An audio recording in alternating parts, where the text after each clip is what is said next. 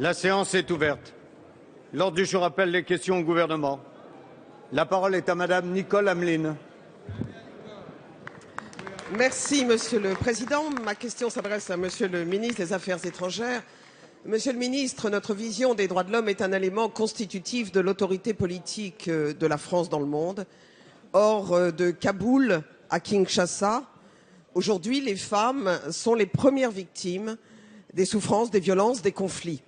Plus encore, le constat s'accuse et des régressions très importantes semblent se dessiner. Je prendrai l'exemple en Afghanistan du retour possible de la lapidation. Face à ce constat, nous avons deux réponses. Nous avons le droit international et nous avons l'aide au développement. Le droit international, c'est la Convention sur l'élimination de toutes les discriminations faites aux femmes, convention dont nous marquons aujourd'hui le 30e anniversaire de la ratification par la France. Et nous avons l'aide au développement. Ma question est tout à fait simple. Je souhaiterais savoir si la France est déterminée à renforcer l'intégration des droits fondamentaux des femmes, droits non négociables, qui font partie de ce socle universel adopté par 187 pays dans le monde dans l'aide publique au développement. En d'autres termes, la France est-elle prête à renforcer la conditionnalité de l'aide publique au développement pour assurer le respect effectif des droits des femmes dans le monde? Je crains que le droit des femmes n'intéresse pas tout le monde. Je voudrais également vous demander, Monsieur le ministre, si la France, comme nous l'espérons tous et comme l'espèrent les associations engagées sur ce terrain, est prête à soutenir la décision concernant l'objectif d'égalité hommes-femmes dans le cadre du post-agenda 2015, c'est-à-dire dans la nouvelle programmation des objectifs de développement. C'est un point crucial pour les femmes dans le monde. Merci. La parole est à Monsieur Pascal Caffin, ministre délégué chargé du développement.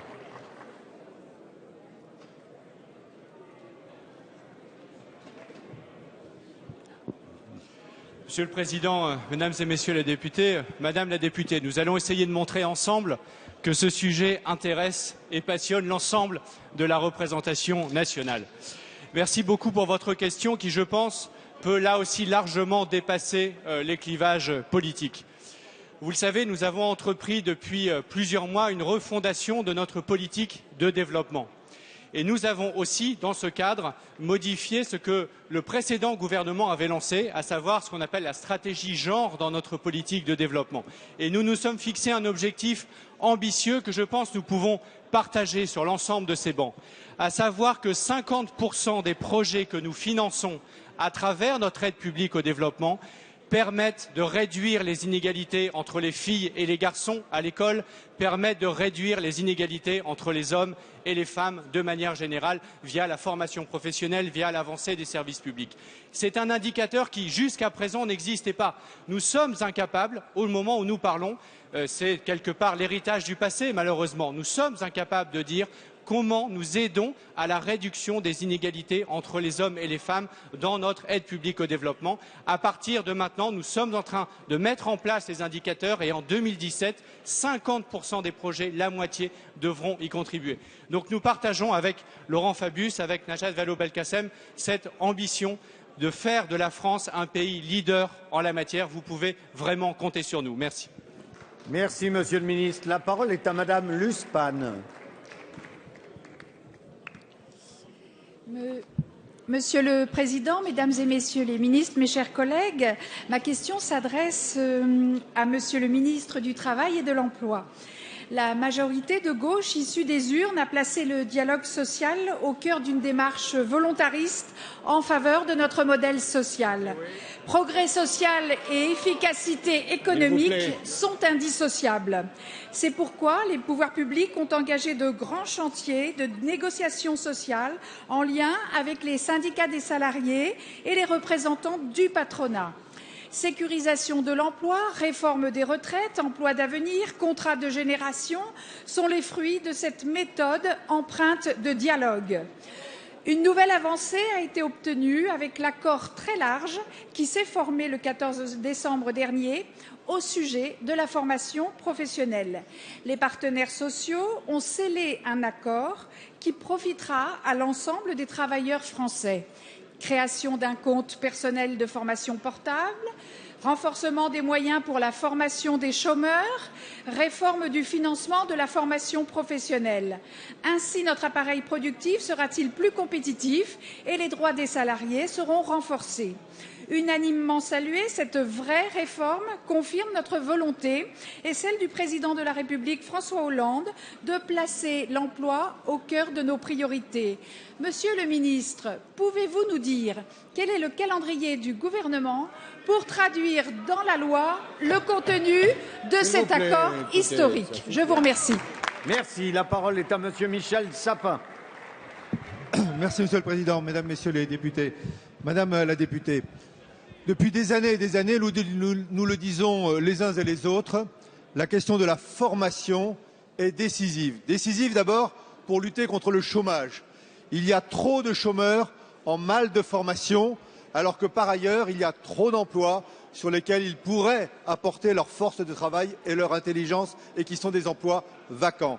Nous le disons les uns et les autres, il faut changer profondément la formation professionnelle française. Ce que nous disions, ce que nous réclamions les uns et les autres, les partenaires sociaux, les patrons et les syndicats ensemble ont réussi à le faire par le dialogue, non pas par la confrontation, par le dialogue qui est celui qui a permis d'apporter une véritable révolution dans le domaine de la formation professionnelle. Oui, le gouvernement, sa majorité ont raison de faire confiance au dialogue social pour apporter des réponses profondes et durables aux grands problèmes de notre société. Pourquoi est-ce qu'aujourd'hui, en quelques mots, cette réforme va permettre d'apporter des réponses immédiates et des réponses à terme? D'abord parce qu'il y aura plus d'argent pour former les chômeurs. C'est ceux qui bénéficiaient le moins de la formation, alors que c'est ceux qui en ont le plus besoin. Deuxièmement, parce que on va mettre en place ensemble ce compte personnel de formation. Chacun d'entre nous, chacun de ceux qui nous écoutent, portera avec lui, du début jusqu'à la fin de sa carrière, des droits à la formation. Non pas en tant que jeune, en tant que chômeur ou en tant que salarié, mais en tant que personne. Voilà les deux grands moments, les deux grands éléments les plus importants. Oui, il y a urgence à agir. Les partenaires sociaux ont pris leurs responsabilités. Le gouvernement et la majorité vont prendre leurs responsabilités. Le 22 janvier prochain, je proposerai l'adoption au Conseil des ministres d'un projet de loi portant sur ce sujet et le Parlement en sera saisi dans les jours qui suivront. Merci. La parole est à Monsieur Meyer Habib. Monsieur le Président, mes chers collègues, ma question s'adresse au Premier ministre. Monsieur le Premier ministre, vous avez publié 5 rapports visant à refonder notre politique d'intégration sur le site internet de Matignon et vous en avez fait l'éloge. Ces rapports proposent la création d'une cour des comptes de l'égalité, ils proposent de bannir le terme d'intégration, ils proposent, prenant le contre-pied de la conception française de la laïcité, d'autoriser le port du voile et des signes religieux distinctifs à l'école. Il propose de revoir les cours d'histoire de nos enfants. Il s'agit là, en toute simplicité, de casser le pacte républicain. Il s'agit de cliver, de diviser les Français, de souligner ce qui les oppose plutôt que ce qui les rassemble. Il s'agit de favoriser la montée des communautarismes. Or, Monsieur le Premier ministre, la France est une grande et vieille nation, une nation ouverte, accueillante et tolérante, faite de peuples de sang mêlés, qui a un héritage commun, mais surtout qui porte au-dessus de toutes les différences un destin commun. La République repose sur des principes sur lesquels on ne peut jamais transiger. Ces principes sont ceux de Jaurès, ceux de Jules Ferry. Ils sont toujours d'actualité. En publiant ces rapports dont vous connaissiez les conclusions sur le site du Matignon, vous tournez le dos à ces principes. Et Monsieur le Premier ministre, nous pouvons légitimement nous interroger sur les conditions de publication et les contenus de ces rapports. S'agit-il une nouvelle fois de l'expression de votre amateurisme et d'une désinvolture coupable? Ou êtes-vous en train de nous révéler le visage d'une gauche qui aurait abandonné ses valeurs? Ou pire encore, y a-t-il derrière cela un calcul électoral cynique? Monsieur le Premier ministre, après l'affaire Leonarda, nous retrouvons à nouveau vos contradictions sur le sujet compliqué de l'intégration. Dans le contexte tendu dans lequel vous avez mis la France, nous vous conjurons solennellement de retirer ces rapports de l'hôtel Matignon et de clarifier clarifier votre position sur l'intégration. Merci. La parole est à monsieur Vincent Peillon, ministre de l'Éducation nationale. Monsieur le Président, Mesdames et Messieurs les députés, Monsieur le député Meyer Habib, dans votre question, il y a des éléments que nous partageons et je vous remercie d'avoir tenu sur la France de belles paroles qui rappellent son histoire et l'idée qui est la nôtre de la communauté républicaine, préservant la liberté de conscience et permettant à chacun, à partir de valeurs communes, dont la valeur de laïcité, de vivre en paix et en sécurité. Je voudrais vous rassurer, ces valeurs sont les nôtres. La loi de 2004, nous l'avons votée avec vous. La laïcité, à travers la charte de la laïcité, l'enseignement de la morale laïque, ce sont pour nous, et vous avez cité Jaurès, qui appartient d'abord au patrimoine de la gauche, des valeurs intangibles. Et puis il y a une deuxième partie dans votre question, c'est celle qui voudrait dresser des Français les uns contre les autres. Vous me permettez de préciser alors quelle est la position du gouvernement. Nous ne reviendrons pas sur la loi de 2004 qui nous a rassemblés et qui a permis depuis de porter ses fruits. Nous voulons une laïcité qui élève chacun, qui rassemble, qui permet la paix, qui est dirigée contre aucun de nos concitoyens. Et en même temps, nous voulons, car c'est nécessaire, refonder une politique d'intégration qui a été abandonnée pendant 10 ans et qui fait que, dans les évaluations même internationales que nous avons, l'intégration est en panne. Nous voulons rassembler tous les citoyens français, nous voulons rassembler tous les enfants de France autour de nos valeurs, celles de la République démocratique, sociale, indivisible et laïque que nous partageons avec vous. La parole est à madame Véronique Massonneau. Merci, Monsieur le Président. Ma question s'adresse à la ministre des Affaires sociales et de la Santé. Madame la ministre, le Comité consultatif national d'éthique avait demandé à une conférence citoyenne de réfléchir sur la fin de vie. Hier, celle-ci a rendu les conclusions de ses travaux. Ces préconisations laissent entrevoir un espoir pour toutes celles et tous ceux qui sont atteints de pathologies incurables, qui souffrent, qui ont choisi leur fin de vie et auxquels la loi actuelle dénie leur liberté. Cela rejoint toutes les études d'opinion qui indiquent que les Françaises et les Français, dans leur immense majorité, sont favorables à l'inscription de leur ultime liberté dans la loi. Ce rapport ne devrait donc pas constituer un événement, et pourtant c'en est un. C'en est un car pour la première fois, en ne plaçant pas au centre de la loi le médecin mais le patient, les questions du suicide médicalement assisté et de l'euthanasie ne sont plus des questions taboues. C'est un grand progrès par rapport à la mission Sicard d'il y a tout juste un an. C'est un grand progrès par rapport aux avis précédents du Comité national d'éthique. On ne peut plus dire que la loi actuelle suffirait ou qu'elle serait méconnue ou mal appliquée. Notre vie nous appartient-elle pleinement? C'est à cette question qu'il nous faut apporter une réponse.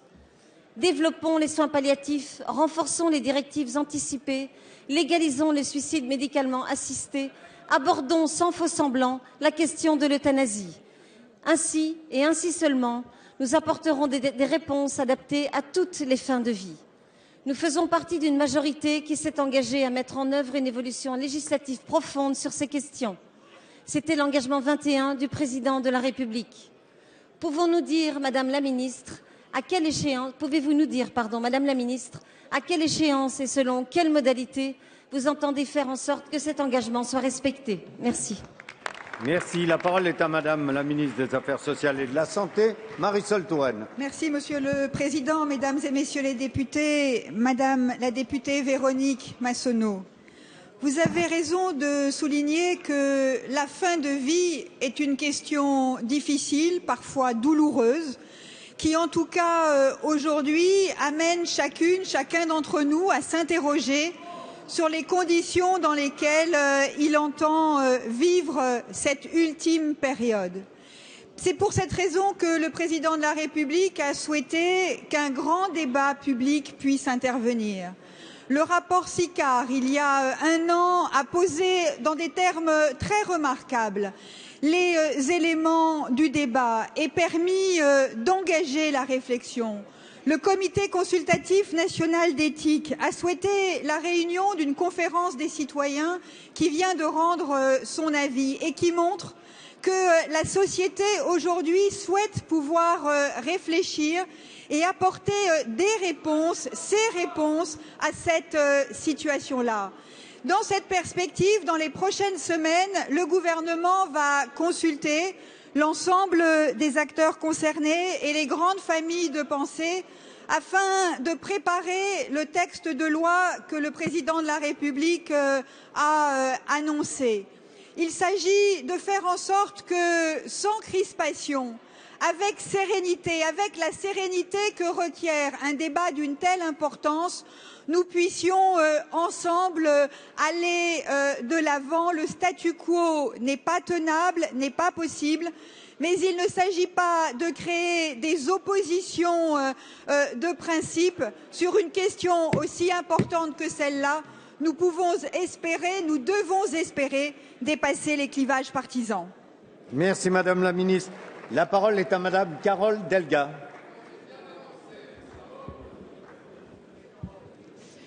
Monsieur le Président, mes chers collègues, ma question s'adresse à Monsieur le Ministre de l'Éducation nationale. Monsieur le Ministre, la refonte des rythmes éducatifs et le retour de la semaine de 4 jours et demi à l'école que vous avez mis en place est une réforme indispensable pour la réussite de tous les élèves.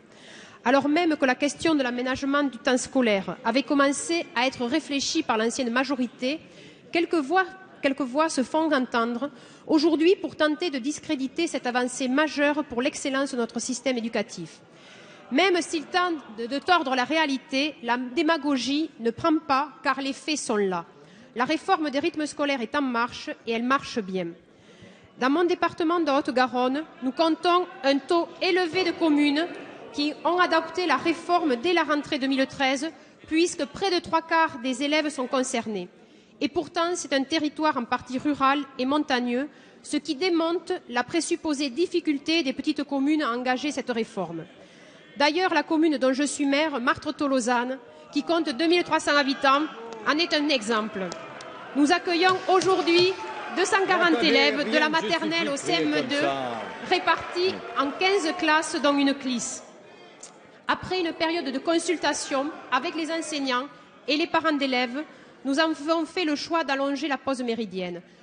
Les élèves se voient ainsi proposer des activités de détente après le repas. Ils sont beaucoup plus calmes et disposés à apprendre. Ceci a un impact favorable sur la réussite des élèves, car elle augmente la capacité de concentration pendant la classe. Et il ne s'agit pas d'un exemple isolé. La communauté des communes voisines, celle des Terres d'Aurignac, comptant 19 communes pour 5000 habitants, a mis en place aussi la semaine de 4 jours et demi. Monsieur le ministre, à la lumière de ces quelques exemples, pouvez-vous nous faire un point d'étape sur la mise en œuvre de la réforme des rythmes scolaires éducatifs dans les écoles de France? Merci. La parole est à Monsieur Vincent Peillon, ministre de l'Éducation nationale. Que l'on écoute Monsieur sans le Président, Madame avoir ce la genre députée, de rumeurs. La refondation de l'école de la République, ça suppose de partager des valeurs, de refuser tout prosélytisme, d'être capable de porter haut ces valeurs. Ça suppose aussi de donner les meilleures conditions d'enseignement à tous les enfants de France. C'est la révision des programmes, absolument nécessaire pour qu'ils soient mieux adaptés au rythme de progression. C'est la formation des enseignants qui avait été supprimée. C'est la création de postes dans tous les départements pour mieux assurer les remplacements et améliorer les taux d'encadrement. C'est la création du service public du numérique éducatif et c'est un meilleur temps scolaire pour tous les enfants de France. Cette grande réforme, je souhaite qu'elle puisse se mettre en œuvre avec le concours de tous. C'est le concours des enseignants, c'est le concours des collectivités locales, c'est le concours des parents. Chacun sait, j'étais heureux de voir d'ailleurs que, à nouveau, l'Académie de médecine s'était exprimée ces 3 derniers jours, que pour bien apprendre, il faut avoir du bon temps scolaire. 5 matinées, c'est mieux que 4 pour apprendre à lire, écrire et compter. Et c'est meilleur surtout pour ceux qui ont le plus besoin de l'école, parce qu'ils n'ont que l'école pour réussir. Et c'est en même temps utile, parce que trop d'enfants sont abandonnés à la rue, trop d'enfants ne sont pas pris en charge dans des structures collectives. Et avec cette réforme, nous allons prendre en charge l'éducation de 4 fois plus de petits-enfants français en leur offrant de la culture, en leur offrant du sport, en leur offrant des activités scientifiques.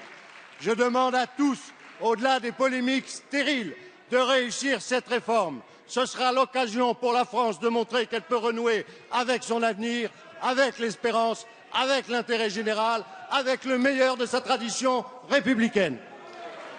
Merci. La parole est à Monsieur Axel Poniatowski. Merci, Monsieur le Président. Monsieur le ministre de la Défense, dans quelques jours se tiendra à Bruxelles un Conseil européen de la Défense.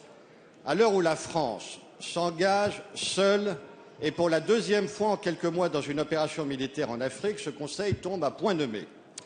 Car sur la forme et sur les conditions d'engagement des troupes françaises, un certain nombre de questions restent sans réponse. Certes, certains pays nous apportent une petite aide logistique, notamment en matière de transport, mais la réalité, la vraie, c'est que les soldats français sont bien seuls au front. Dans ce contexte, la question de la politique européenne de défense se pose de manière aiguë. Elle est d'autant plus aiguë que tous les pays membres de l'Union européenne ne cessent de baisser leur budget de défense. En moins de 10 ans, de 2006 à 2014, les pays européens auront baissé d'1 tiers ces budgets. Vous-même, avec la loi de programmation militaire, vous engagez la France sur le même chemin des coupes budgétaires, puisque de 1,5% de notre PIB aujourd'hui hors pension, le budget de la défense tombera à 1,3% du PIB en 2019.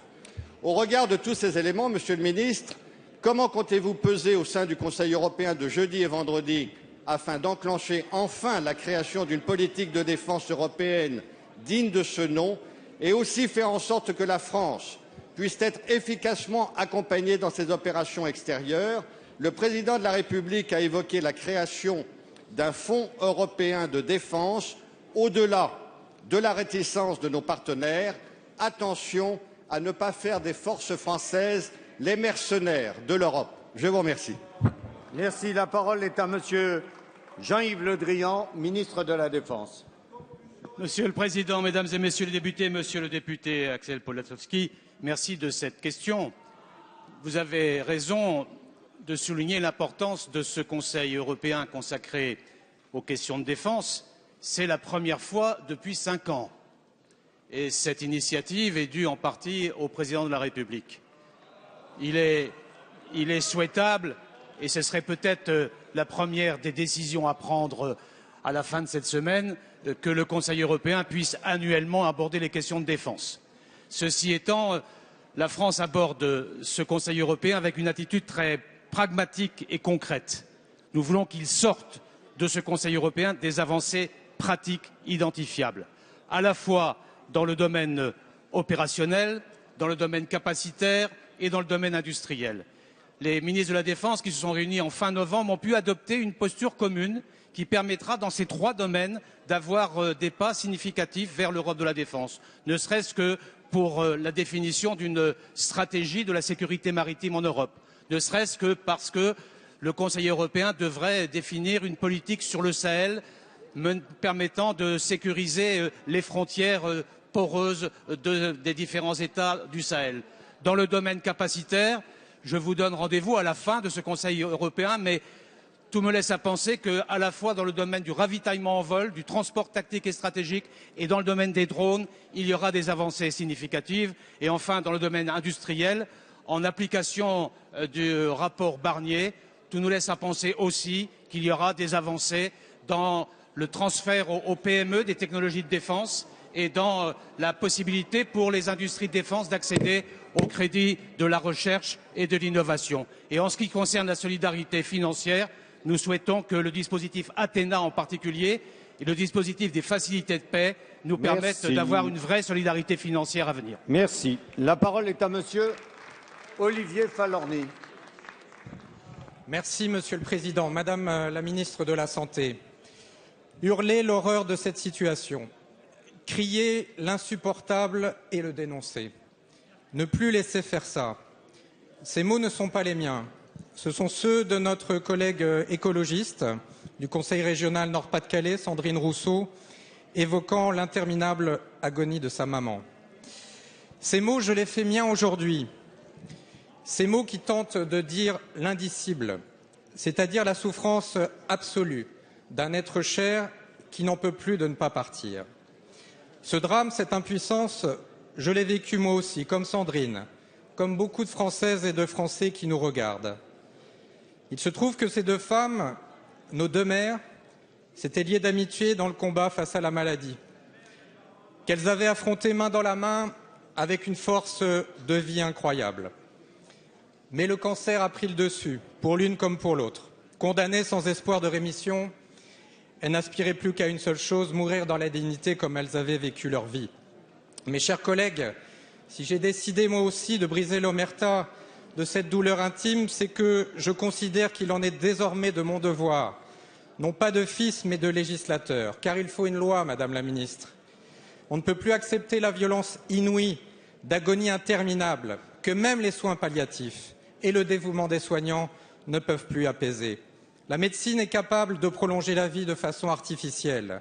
Elle doit pouvoir l'abréger quand c'est la volonté de la personne. Alors, Madame la Ministre, la dignité est un droit. Elle exige une loi. C'est notre devoir, ici et maintenant. La parole est à Madame Marisol Touraine, ministre des Affaires sociales et de la Santé. Monsieur le Président, Mesdames et Messieurs les députés, Monsieur le député Olivier Falorni, vous évoquez une situation douloureuse, très douloureuse, celle que vous avez connue, celle qu'a connue votre mère, celle que beaucoup d'entre nous ont connue ou connaîtront, et qui est le sentiment d'impuissance face à la douleur, face à la souffrance, au moment où un proche doit affronter la fin de sa vie. Ce débat doit nous amener à nous interroger sur la manière d'entendre la demande et les souhaits des malades. Le rapport Sicard, il y a un an, posait ce constat terrible. On meurt mal en France, écrivait-il. On meurt mal en France parce que nous avons eu tendance à médicaliser la fin de la vie. Alors que 70% de nos concitoyens disent qu'ils souhaiteraient terminer leur jour chez eux, à domicile, ils doivent aller à l'hôpital. Constat douloureux parce que nous ne sommes pas certains que les droits des malades sont entendus jusqu'au bout de la vie. Constat douloureux encore parce que l'accompagnement des malades n'est pas toujours réalisé dans les conditions souhaitées, notamment à domicile. Et c'est pour ces raisons que le Président de la République souhaite que le gouvernement se saisisse des conclusions des accords, des rapports qui ont été présentés. Le gouvernement va engager des consultations dans la perspective d'une loi à venir. Et nous avons la nécessité, le devoir de réfléchir ensemble de manière apaisée à ces questions difficiles, par-delà les différences qui peuvent nous opposer. Merci. La parole est à Monsieur Alain Marty. Merci, Monsieur le Président. Ma question s'adressait à Monsieur le Premier ministre. Comme chacun de nous, je m'associe à l'hommage qui a été rendu hier aux Invalides, à nos 2 soldats tués en Centrafrique. Je rappelle que le groupe UMP apporte son soutien à nos forces engagées dans une mission difficile. Monsieur le Premier ministre nous avait expliqué que pour l'intervention au Mali, il fallait agir vite et fort pour éviter que les colonnes djihadistes venues du Nord n'atteignent Bamako, où nous aurions eu du mal à les réduire. En Centrafrique, vous avez laissé les colonnes de l'alliance Seleka entrer dans Bangui. Les services de renseignement n'ont pas manqué de vous indiquer que dans cette alliance, il y avait des éléments islamistes venus du Soudan et de la Somalie. Dans un cas, nous réagissons de façon rapide. Dans l'autre cas, le président de la République déclarait « Si nous sommes présents, c'est en aucune façon pour intervenir dans les affaires intérieures d'un pays, en l'occurrence la Centrafrique. Ce temps-là est terminé. Ce temps-là est terminé. » Je ne souhaite pas que vous me répondiez en justifiant notre engagement devant les violences, les meurtres, les pillages, les déplacements de population. Nous sommes d'accord sur ces points. Je poserai quelques questions précises. Pourquoi, devant des situations identiques, nous avons des réponses différentes? Combien de temps pensez-vous maintenir nos forces en Centrafrique? Les 6 mois ne seront pas tenus. Combien coûte cette opération? Sollicitez-vous un soutien financier de l'Europe? Enfin, pensez-vous que les propos du président de la République aient été imprudents et qu'ils aient pu encourager la rébellion Séléka et son cortège de violence? La parole est à Monsieur le ministre de la Défense, Jean-Yves Le Drian. La parole est à Monsieur Laurent Fabius, ministre des Affaires étrangères. Mesdames et Messieurs, Monsieur le Président, Monsieur le député, vous posez quelques questions précises. Je vais essayer d'y répondre aussi précisément que possible. D'abord, et vous l'avez dit, mais ensuite vous n'avez pas eu une cohérence totale, la situation au Mali et la situation en Centrafrique n'ont rien de commun. Vous l'avez souligné. Au Mali, il s'agissait d'empêcher des attaques terroristes. Et dès que l'autorisation nous a été donnée par les Nations Unies, nous avons agi. En Centrafrique, il s'agit à la fois d'avoir une action humanitaire, d'avoir une action sécuritaire et d'aider à la transition démocratique. Et dès que nous avons eu l'autorisation des Nations Unies, nous avons agi.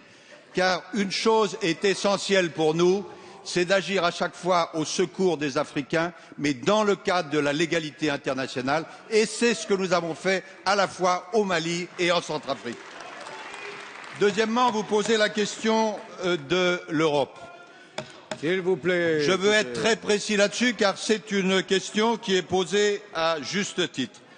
Monsieur le député, en ce qui concerne l'Europe, nous avons bien évidemment demandé son soutien.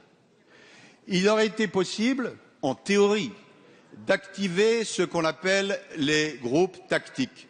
Actuellement, le leader des groupes tactiques pour les 6 mois qui viennent est la Grande-Bretagne qui ne l'a pas souhaité. C'est ainsi. D'autre part, en ce qui concerne l'action des Africains, l'Europe vient au soutien financier. En ce qui concerne la logistique, et vous l'avez souligné, l'Europe, les différents pays sont également présents. Et je crois pouvoir vous affirmer, compte tenu des démarches qui ont été faites par la France, que nous aurons bientôt des troupes au sol qui seront apportées par nos collègues européens. Et je tiens à le souligner, car c'est l'une des premières fois que cela se produit. Enfin, on ne peut pas à la fois dire qu'il y avait urgence, ce qui est vrai, et d'autre part regretter que l'on n'ait pas attendu les Européens pour agir. Malheureusement, il n'y a pas d'Europe de la défense. Nous sommes les premiers à le regretter, et c'est la raison pour laquelle jeudi et vendredi, le président de la République la parole est à agira Monsieur Franck pour cette Europe.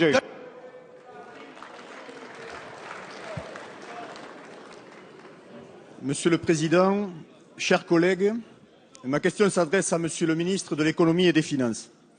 Monsieur le ministre, à partir de demain, les ministres de l'économie et des finances de l'Union européenne se retrouvent à Bruxelles pour tenter de finaliser un accord sur la question de l'union bancaire. Derrière cette locution se cache une avancée considérable pour les peuples d'Europe, une avancée que la France promeut inlassablement depuis l'élection de François Hollande. De quoi s'agit-il? Tout d'abord, de créer les conditions de régulation qui permettront d'empêcher le retour des crises financières qui déstabilisent les États et leurs économies réelles. Ensuite, de placer le plus grand nombre possible d'établissements bancaires de la zone euro sous supervision de la Banque centrale européenne, donc sous une surveillance unique permettant de prévenir les prises de position inconsidérées et les dérives spéculatives. Au final, l'intégration européenne doit considérablement progresser avec l'instauration de cette union bancaire qui va contribuer à rééquilibrer les rapports de force entre économie réelle et économie financière. Les députés de la majorité y sont très attachés. Chers collègues, les enjeux sont colossaux et nous savons que les négociations entre les 28 États membres sont difficiles. La France est à l'initiative et sur ce dossier, comme sur le détachement, la sauvegarde de la PAC et tant d'autres, nous voulons convaincre nos partenaires de l'Union de la nécessité de construire une Europe plus soucieuse des peuples. La régulation financière européenne viendra aussi utilement compléter les dispositifs mis en œuvre à l'échelle française dans le cadre de la loi de séparation et de régulation des activités bancaires. Monsieur le ministre, pouvez-vous, s'il vous plaît, nous rappeler quelle est la position de la France sur ce dossier majeur de la réorientation européenne voulue par le président de la République? Merci. La parole est à Monsieur Pierre Moscovici, ministre de l'économie et des finances. Monsieur le Président, Mesdames et Messieurs les députés, Monsieur le député Franck Montaugé, en effet, l'union bancaire est un chantier, c'est vrai, très compliqué, mais absolument décisif, qui donne tout son sens à l'union monétaire. Je voudrais rappeler d'où vient cette préoccupation, du fait que la crise de 2008 a été avant tout une crise financière, une crise plutôt de la dérégulation financière et bancaire, et la réponse s'appelle en effet union bancaire. De quoi s'agit-il? De 3 dimensions. La première dimension, c'est la supervision, évaluer l'état des banques et, s'il est nécessaire, intervenir, par exemple en recapitalisant ces banques à travers ce qu'on appelle le mécanisme européen de stabilité. Il y a la dimension à laquelle la France est très attachée de la garantie des dépôts, faire en sorte que les déposants en dessous de 100 000 € soient protégés, et une directive est en cours de préparation. Enfin, il y a une troisième dimension qui est celle qui fait l'objet de discussions actuellement. Et je serai ce soir, demain, peut-être jusqu'à tard dans la nuit, à Bruxelles pour discuter de cela au Conseil ECOFIN, c'est la résolution. Autrement dit, que se passe-t-il quand une banque fait faillite? Jusqu'à présent, c'était plutôt les contribuables qui étaient appelés en complément de faillite. Désormais, grâce à l'union bancaire, ce seront les banques elles-mêmes. Ce qui faute paye, et nous allons créer un mécanisme de résolution unique, un fonds de résolution unique alimenté par les banques.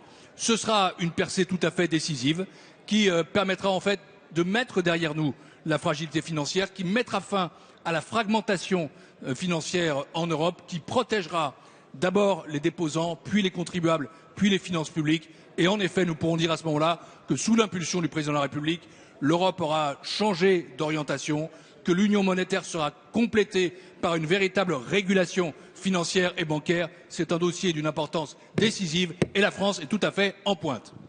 Merci. La parole est à Madame Jacqueline Fraisse. Tous les indicateurs montrent un développement de la pauvreté dans notre pays. Une situation que ne va pas améliorer votre refus de tout coup de pouce au SMIC. En France, aujourd'hui, une personne sur 2 perçoit moins de 1 600 € par mois, mais cela ne vous empêche pas de décider d'augmenter la TVA au 1er janvier prochain, l'impôt le plus injuste qui soit, et que d'ailleurs nous combattions ensemble lorsque vous étiez dans l'opposition. De plus, le maintien pour 2013 du gel du barème de l'impôt sur les revenus, qui se traduira mécaniquement par une hausse de son montant en septembre prochain, aura pour conséquence de rendre imposable sur le revenu près d'1 million de contribuables supplémentaires. En cette période de fin d'année, j'ai rencontré beaucoup de personnes âgées qui sont venues me dire les conséquences en cascade qu'a entraîné cette modification de leur statut fiscal. Elles ont notamment perdu le bénéfice de l'exonération de la contribution à l'audiovisuel public, ainsi qu'aux différentes contributions sociales comme la CSG ou la CRDS. Vous venez enfin de décider de lever le gel du barème de l'impôt pour l'année prochaine. Mais ceux qui sont devenus imposables sur leurs revenus perçus en 2012 et en 2013 le resteront. Monsieur le ministre, vous avez annoncé une remise à plat de notre fiscalité sans en préciser ni le contenu ni le calendrier. Pourtant, certains ne peuvent plus attendre. Ma question est donc la suivante. Que comptez-vous faire pour que les personnes dont les ressources sont inférieures au revenu médian, soit 1 600 € par mois, ne soient pas imposées plus fortement qu'auparavant? Moscovici, ministre de l'économie et des finances. Madame la députée Jacqueline Fraisse, je voudrais d'abord vous rappeler la situation dans laquelle se trouvait la France en mai 2012, situation dont nous continuons et dont les Français continuent à payer le prix. L'ardoise, elle est là. Et cette ardoise, c'est d'abord des déficits massifs, c'est un endettement important du pays, c'est le chômage qui atteint des niveaux beaucoup trop élevés, et notamment chez les jeunes. Et cela exigeait un travail de redressement des finances publiques et du redressement du tissu productif. Et ce redressement, la majorité est en train de le conduire. Et ça passe, en effet, par une politique de sérieux budgétaire. Sérieux budgétaire maîtrisé, sérieux budgétaire qui accompagne une politique de croissance, sérieux budgétaire qui a des priorités, l'éducation, l'emploi, la sécurité, la justice. Et c'est le bon cap pour permettre au pays de sortir de l'ornière dans laquelle la droite l'avait laissé. Alors, le pouvoir d'achat, c'est une préoccupation que nous partageons. Et je voudrais vous rappeler que c'est cette majorité qui a augmenté de 25% l'allocation de rentrée scolaire, que c'est cette majorité qui a permis à ceux qui avaient commencé à travailler tôt de partir à la retraite à 60 ans, que c'est cette majorité qui a tout de suite donné un coup de pouce au SMIC, que c'est cette majorité qui agit sur les dépenses contraintes, le gaz, l'électricité, et vous savez que la hausse de l'électricité sera maîtrisée dans les années qui viennent, que c'est cette majorité qui met fin au gel du barème qui avait été décidé par la droite. Alors, dans ce contexte-là, Madame, vous devriez d'abord reconnaître les avancées, d'abord marquer le changement qui est là, changement pour l'emploi, pour la croissance et pour le pouvoir d'achat. Quant à la remise à plat de la fiscalité, soyez certaine que le Premier ministre a dans l'esprit de permettre qu'elle serve la justice et le pouvoir d'achat. Cette préoccupation sera présente dans nos travaux. Merci. La parole est à Madame Arlette Grosse-Cos. Merci, Monsieur le Président. Ma question s'adresse à Madame la ministre de la fonction publique. Nous entendons de façon récurrente le gouvernement appeler les citoyens à participer à l'effort collectif des comptes publics. Selon ses affirmations péremptoires, il rétablit la justice et l'équité. Pourtant, dans le PLF 2014, vous supprimez le jour de carence des fonctionnaires mis en place par le précédent gouvernement. Il visait à lutter contre l'absentéisme, à contenir la progression des indemnités journalières et surtout à réduire les disparités entre les entreprises privées, en ce compris les TPE, les artisans, les commerçants et les professions libérales où il y a 3 jours de carence.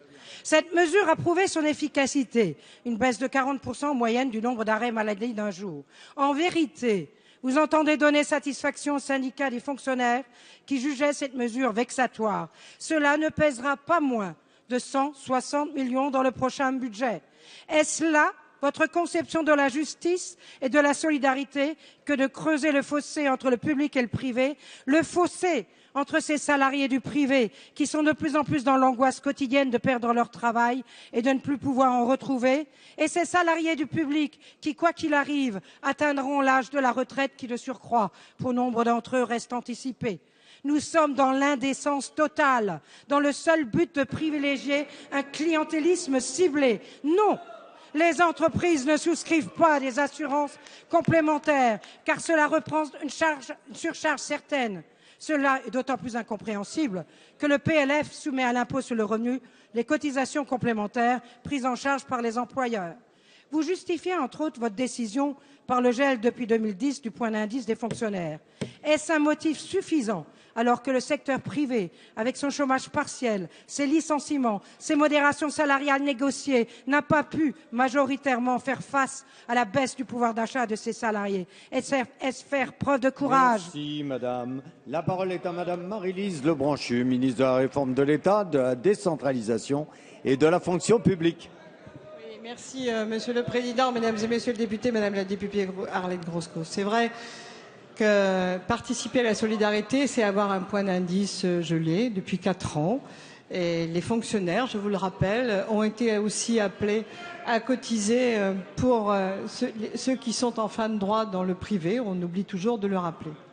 Vous faites référence, parlant du jour de carence, à une enquête qui vient d'être publiée par des assureurs. D'abord, ces assureurs ont pris comme base de travail des salariés assurés. Pourquoi ? Parce qu'à l'annonce du jour de carence, un certain nombre de collectivités territoriales ont commencé à négocier avec des assureurs la couverture du jour de carence. Et pourquoi ? Parce qu'il ne reste plus, heureusement, dans les groupes que 23% des salariés du privé qui ont un jour de carence. D'ailleurs, la convention collective des assureurs en question couvre à 100% les 3 jours de carence avec une grosse cotisation des employeurs et à peu près 47% pour les petites entreprises. Ce que vous demandez, c'est de faire que 100% des fonctionnaires n'ait plus de jours de carence quand seulement 23% des gens du salarié l'auraient. Ce n'est pas juste. Mais surtout, madame, je voudrais vous faire observer une chose. Ces assureurs étaient enchantés de la suppression du jour de carence parce que ça ouvrait un marché extraordinaire et que pour 8 à 12 euros par salarié et par mois, il proposait à la fois aux maires, aux présidents de collectivités territoriales de couvrir le jour de carence. Donc moi j'admets qu'on cherche un marché, mais je préfère encore la solidarité au marché. Et s'il fallait couvrir, madame, le jour de carence dans le public comme dans le privé avec les assureurs, alors nous aurions rendez-vous pour la dépense publique, parce que les chiffres ne sont pas de 160 mais de beaucoup plus. Alors le marché, d'accord, mais peut-être la solidarité d'abord. Merci madame. La parole est à madame Marilou Marcel. Merci monsieur le président. Chers collègues, ma question s'adresse à monsieur le ministre de l'économie sociale et solidaire. Monsieur le ministre, le secteur associatif est une richesse considérable pour la France. C'est un pilier du lien social dans nos territoires, créatif et porteur d'emplois. 13 millions de nos concitoyens sont membres d'une association et contribuent à la vitalité sportive, culturelle, citoyenne, sociale, éducative, environnementale et économique de notre pays. En outre, le secteur associatif emploie 1 800 000 salariés répartis dans 165 000 associations. Notre majorité, qui a placé l'emploi au cœur de son action, entend encourager l'emploi associatif. Pour cette raison, à compter du 1er janvier 2014, l'abattement portant sur la taxe sur les salaires versés par les associations sera porté de 6 000 à 20 000 euros. Ces 14 000 euros supplémentaires leur permettront de disposer de nouvelles marges de manœuvre financières pour procéder à de nouvelles embauches ou conduire de nouveaux projets. Grâce à cette mesure, ce sont 70% des associations qui seront ainsi purement et simplement exonérées de taxes sur les salaires. Chers collègues, cet effort de 314 millions d'euros pour les finances publiques complète notre stratégie pour l'emploi avec le CICE, les contrats de génération, les emplois d'avenir et la nouvelle politique industrielle. Comme l'a montré un récent rapport parlementaire, le secteur non lucratif est lui aussi mobilisé pour mener la bataille de l'emploi. C'est en direction de ce monde associatif qui fait la richesse de notre pays que le gouvernement vient d'adresser un signal fort. Aussi, pouvez-vous nous dire, monsieur le ministre, quels effets aura la baisse de la taxe sur les salaires pour l'emploi dans le secteur associatif? Merci madame. La parole est à monsieur Benoît Hamon, ministre chargé de l'économie sociale et solidaire et de la consommation. Madame la députée Marilou Marcel, mesdames et messieurs les députés, vous m'interrogez sur la fiscalité des associations et plus généralement des acteurs privés non lucratifs, sujet sur lesquels 4 de vos collègues viennent de rendre un rapport important au Premier ministre, Laurent Grandguillaume, Régis Juanico, Jérôme Guedj et Yves Blin. Il y a à peu près 170 000 associations employeurs en France et ces associations emploient à peu près 1 800 000 personnes, 1 900 000 personnes. Beaucoup de ces associations sont extrêmement actives sur des marchés très concurrentiels dans le domaine de la santé, du médico-social, du tourisme, de la culture, du recyclage. La réalité de cette concurrence, c'est qu'elles sont face à des acteurs privés lucratifs qui, parce que ces acteurs privés lucratifs, les entreprises commerciales bénéficient du CICE parce qu'elles payent de l'IS, créent là un avantage comparatif favorable aux entreprises classiques et défavorable aux acteurs privés non lucratifs. Il fallait donc chercher des réponses de façon à lutter contre cette distorsion de concurrence qui amène de facto aujourd'hui sur certains marchés à voir des entreprises commerciales plus subventionnées que des acteurs privés non lucratifs. La réponse du gouvernement est double. À la fois dans le cadre de la remise à plat de la fiscalité, nous prenons acte des engagements qui sont ceux et des propositions qui sont faites par les 4 parlementaires qui ont remis leur rapport au Premier ministre, mais nous avons voulu aller plus loin, et ceci dès l'année dernière, en votant un abattement à la taxe sur les salaires passé de 6 000 à 20 000 euros pour toutes les associations françaises employeurs. Résultat, toute association jusqu'à 15 salariés ne paiera plus de taxe sur les salaires. C'est l'équivalent d'une subvention de 14 000 euros pour toutes ces associations, elles qui souffrent de la baisse des subventions. Nous avons voulu à la fois, dans la loi ESS, sécuriser la subvention, mais faire en sorte par cette mesure de 314 millions d'euros, de permettre donc à 70% des associations employeurs françaises de ne plus payer la taxe sur les salaires, ceci grâce à la majorité de gauche. Merci. La parole est à monsieur Dominique Tian. Merci, Monsieur le Président. Ma question s'adresse au Premier ministre et portera sur l'avenir de la Société nationale Corse-Méditerranée. Nous craignons tous un possible dépôt de bilan de la SNCM qui pourrait entraîner plus de 2000 licenciements à Marseille et en Corse. Jean-Claude Gaudin vient de vous écrire pour vous rappeler les engagements que vous aviez pris au nom de l'État lors de votre tournée électorale marseillaise. Alors que la situation est de plus en plus dramatique et que l'on parle d'une possible cessation d'activité avant la fin du mois de décembre, c'est un silence assourdissant de la part du gouvernement. Je vais donc vous rappeler, Monsieur le Premier ministre, ainsi qu'à Monsieur Cuvillier, ministre des Transports, l'agenda de cette semaine. Jeudi 19 décembre, dans 2 jours, les syndicats se prononceront sur le plan de restructuration qui prévoit 415 suppressions de postes par départ volontaire ou non remplacement. Le même jour, la collectivité corse se prononcera sur les nouvelles obligations de service public dans le cadre de la continuité territoriale qui donnent lieu à 2 préavis de grève reconductibles déposés à partir du 1er janvier. Vendredi enfin, se réunira le conseil d'administration qui pourrait conduire au dépôt de bilan de cette société. Monsieur le Premier ministre, devant une situation d'une telle complexité, et s'agissant tout de même de plus de 2000 emplois et de la desserte de la Corse, comment justifiez-vous que l'État reste muet et inerte? La parole est à monsieur Philippe Martin, ministre de l'écologie, du développement durable et de l'énergie. Monsieur le Président, Monsieur le député Dominique Tian, je veux tout d'abord excuser Frédéric Cuvillier qui est actuellement au Conseil des ministres européens de la pêche. Le gouvernement, monsieur le député, suit avec une grande attention ce dossier. Un projet industriel a été validé cet été par le Conseil de surveillance de l'entreprise qui prévoit notamment de renouveler une partie de la flotte des navires. Les négociations sociales avancent et les salariés de la SNCM jouent le jeu. Vous l'avez dit, ils se prononceront par référendum le 19 décembre prochain. Les actionnaires de la SNCM ont fait le nécessaire pour assurer le financement de l'exploitation durant cette année 2013 qui a été difficile pour l'entreprise. Le principal obstacle a été franchi en septembre puisque la collectivité territoriale corse a décidé d'attribuer la DSP à la SNCM et à la CMN entre 2014 et 2023, ce qui donne une véritable perspective pour l'entreprise et ses salariés. Depuis le 11 octobre, une procédure amiable de conciliation a démarré pour trouver une solution aux problèmes de trésorerie à court terme. Par ailleurs, Transdev et Veolia Environnement ont fait une avance de trésorerie de 17 millions d'euros il y a quelques semaines. De son côté, l'État actionnaire a également fait une nouvelle avance de 10 millions d'euros à la SNCF.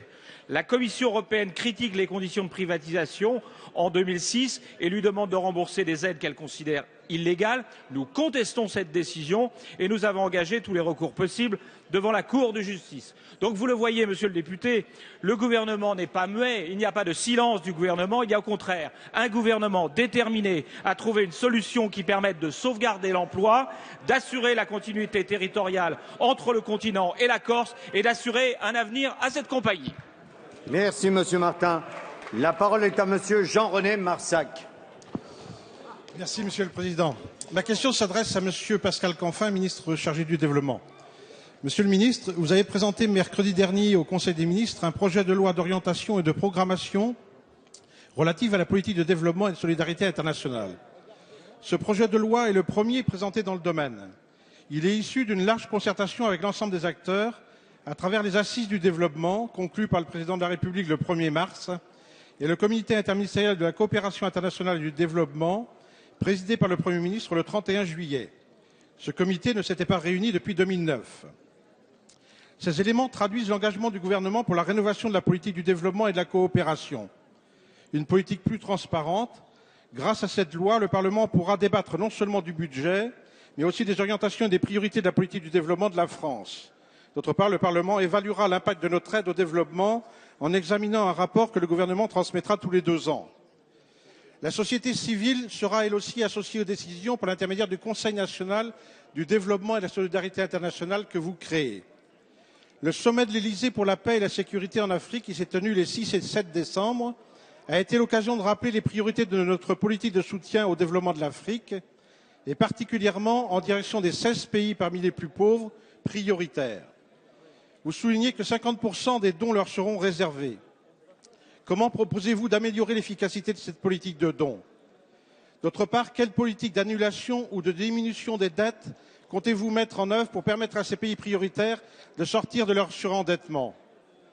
Notre budget en faveur du développement est lui-même percuté par les difficultés budgétaires que nous connaissons. Il nous faut pourtant garder le cap de l'objectif de consacrer 0,7% du produit national brut. Quelle perspective pouvez-vous avoir sur les nouvelles ressources pour le financement de cette politique? Merci. Merci. La parole est à Monsieur Pascal Canfin, ministre chargé du Développement.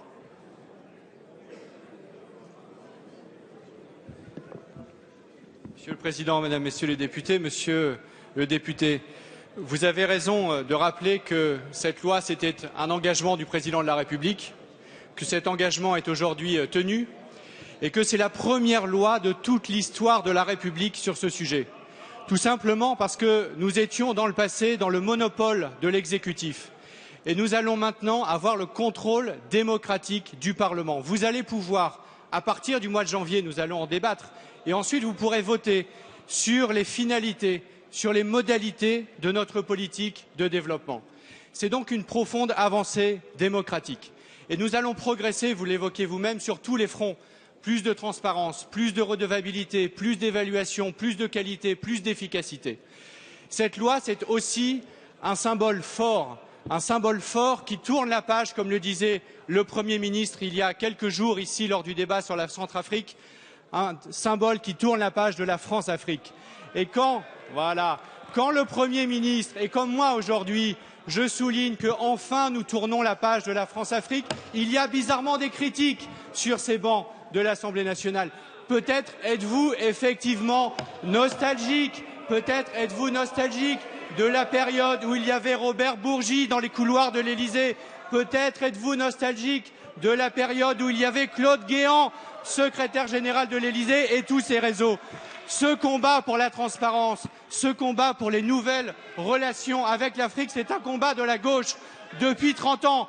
Et cette loi, nous pouvons la dédier à Stéphane Hessel, nous pouvons la dédier collectivement à Jean-Pierre Cotte. Merci. La parole est à Monsieur Guillaume Chevrollier. Merci Monsieur le Président. Ma question s'adresse à Monsieur le Premier ministre. Alors que la France voit son chômage augmenter de 1000 chômeurs par jour, que fait votre gouvernement?